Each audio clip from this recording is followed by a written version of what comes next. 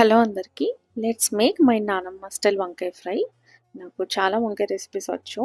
So, ఈ video series start చేసినప్పుడు first నేను మా నానమ్మ వంకాయ ఫ్రై చేయాలనుకున్నాను. సో, అన్‌ఫార్చునేట్‌లీ కుదరలేదు. సో, ఈరోజు నేను ఫస్ట్ టైం వంకాయ డిష్ అనేది ఈ ఛానల్‌లో అప్‌లోడ్ చేస్తున్నాను. సో, నేను మా నానమ్మ స్టైల్ మీకు చూపియాలనుకుంటున్నాను. ఎందుకంటే నా స్టైల్‌కి, మా మమ్మీ స్టైల్‌కి, మా అత్తయ్య స్టైల్‌కి ఇది చాలా కొంచెం డిఫరెంట్‌గా అనిపిస్తుంది. మీరెప్పుడైనా ఇలా చేశారా? కామెంట్ చేయండి. లేకపోతే మీ అమ్మమ్మ గాని, నాన్నమ్మ గాని చేసినప్పుడు చూసినా కామెంట్ చేయండి. అండ్ నాకు నన్ను సపోర్ట్ చేసినందుకు అండ్ నాకు మంచి మంచి కామెంట్స్ పెట్టినందుకు థ్యాంక్ యూ సో మచ్. రెసిపీలోకి వెళ్ళిపోదాం. ఫస్ట్ బాండిల్ పెట్టుకొని ఫ్రై కాబట్టి కొంచెం ఆయిల్ పడుతుంది. మా నాన్నమ్మ వెల్లుల్లిపాయ వేయదు. సో, అందుకని వేయలేదు. పచ్చెనగపప్పు, మినపప్పు, ఆవాలు, జీలకర్ర, కరివేపాకు, అలాగే ఉల్లిపాయలు మంచిగా మగ్గేటప్పుడు కొంచెం సాల్ట్ వేసుకోండి.